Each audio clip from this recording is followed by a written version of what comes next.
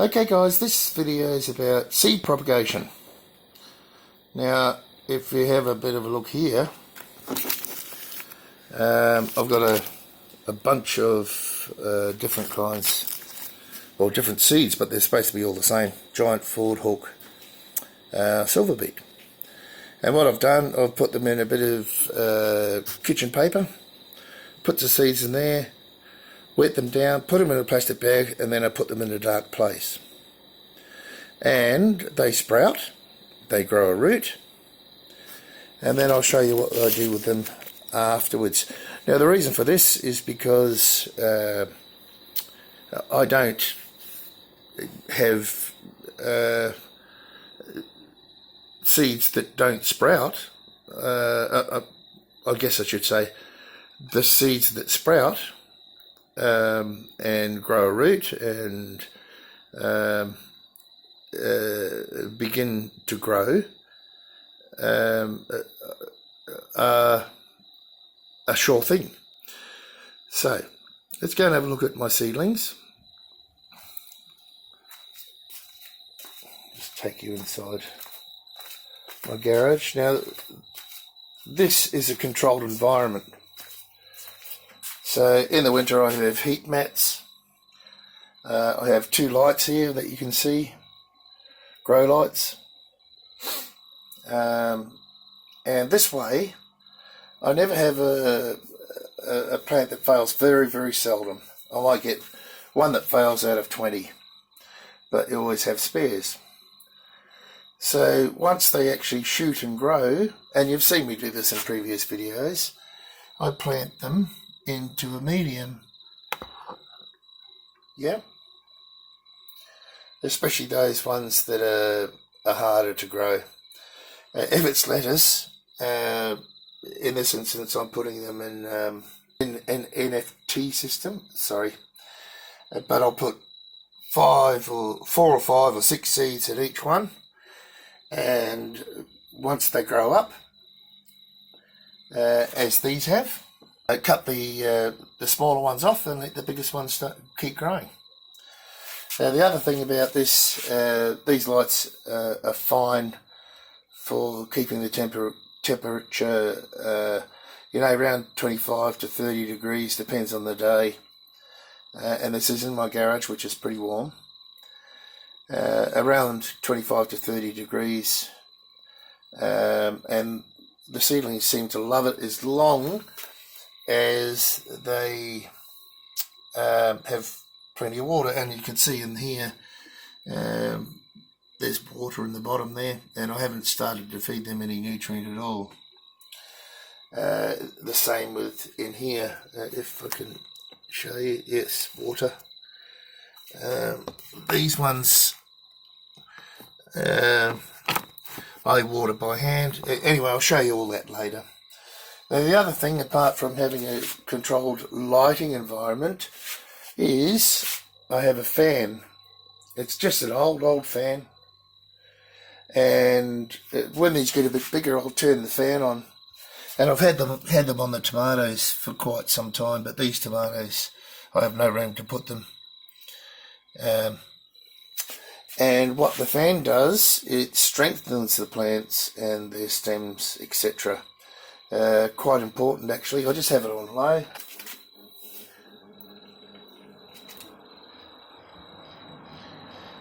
And you'll see, when they get a bit bigger, I put it on medium, and you'll see how the plants flutter around. So it mimics what's outside without all of the harshness. So basically, I'm guaranteed that every one of these single propagations will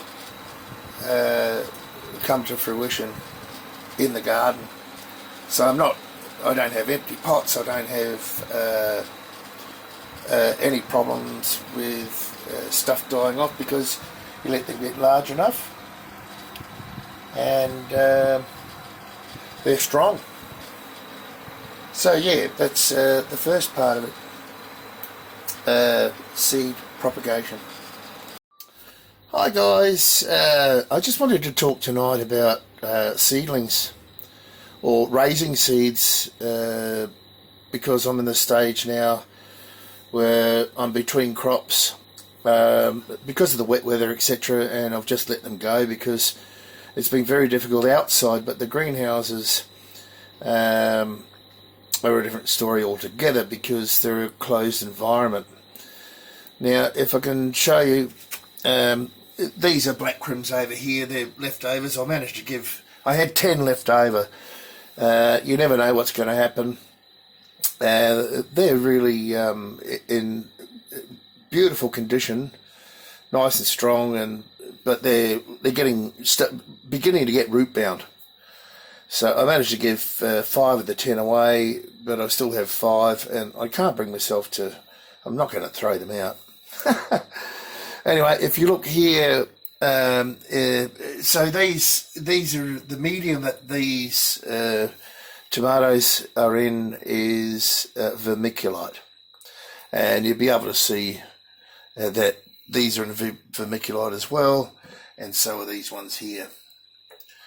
All right, now I have peat pellets here. I've purchased them a long time ago, but they're going to suit what I'm doing in the outside NFT, nutrient film technique hydroponics, and I can just plonk them in the pipe when they get large enough. And this is the first lot here. These ones here, they're all lettuce of different kinds, although I think that one might be something different. I think that's probably a stray seed that got in there somehow.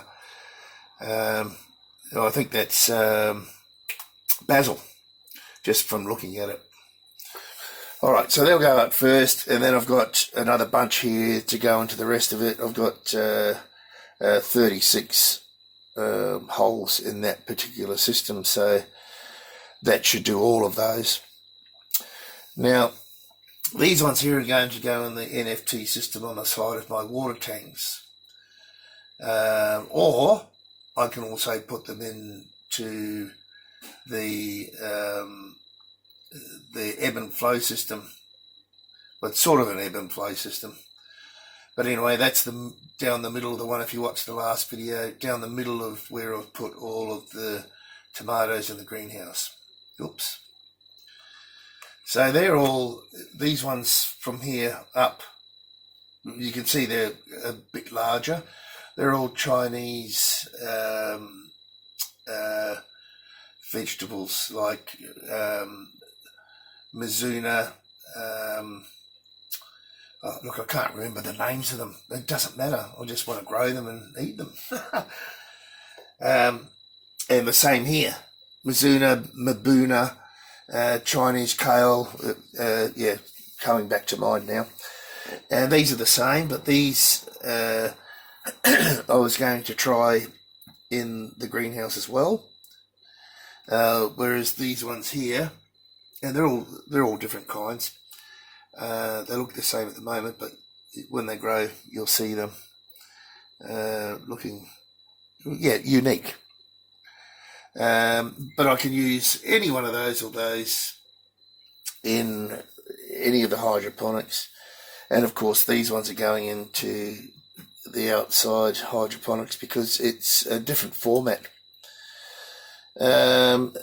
These ones here are giant forward hook silver beet again. And I didn't have enough, so these were planted out 3 or 4 days ago, I'm not sure, and they're just starting to come on. And these are the ones that germinated late, so I've tried to get these, to get healthier and possibly plant them into the system after these are gone, because these are only like a month, 6 week crop.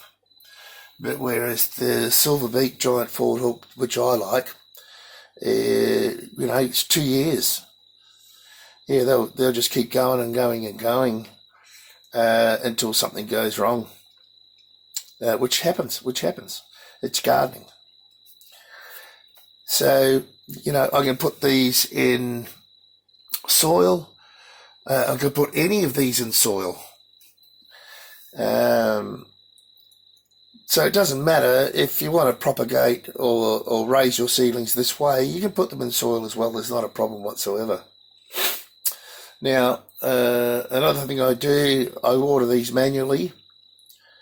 Now I have a spray bottle, a squirt bottle, and you can look, if you're not doing it with hydroponics, you could use sea salt or you know, anything that is good for seedlings. So look, I've got an old one here. I've just brought a new one. This has lasted a long time. This is the old one, and it's still full up to about here.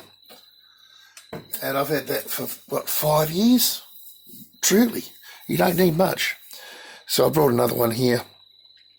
Light's not very good there, is it? So, you know, it's quite a 1.2 litre of that. I'm not sure what it cost. Maybe $25, I'm not sure. But, you know, I use that on seedlings that are in soil. So, you know, you don't, even hydroponic nutrient you can use on soil. It doesn't really matter. It's all about what the particular crop that you're growing needs. Now, the way that because they're hydroponic, I like to feed them with hydroponic nutrient. I have a spray bottle, and I've marked it with MB, which means Master Blend, which is the nutrient I've got at the moment. I imported 50 kilos or something from the Netherlands. It cost me an arm and a leg, but that's when I just began with hydroponics a couple of years ago. And I found a much cheaper one locally. So, you know, I didn't do enough research back then, but it doesn't matter. So I sometimes I'll spray the leaves, but in these cases I've got this old chocolate bottle I found in a rubbish bin, to be honest. Cut the nipple off it, and I just you know, feed them like that every day. I used to get these little trays here and fill them with water. These ones here need to be filled with water at this stage, just to keep them nice and damp while the seeds actually propagate and begin to look a lot like this. Anyway, I hope that's helping you. And just remember, all of these things, cocoa pellets, you can even grow in perlite. Vermiculite holds a lot more water, and I find it better for seedlings. And these little sponges, they work very well too. But it depends on what you're going to do with them. Once the roots, well, they're coming out the bottom now. Can you see that? It's a bit hard without the light. Maybe you can see that. Let me see. You can see the root coming out the bottom there? I should have got myself a little torch and shone it. Anyway, I might take it off and show you that.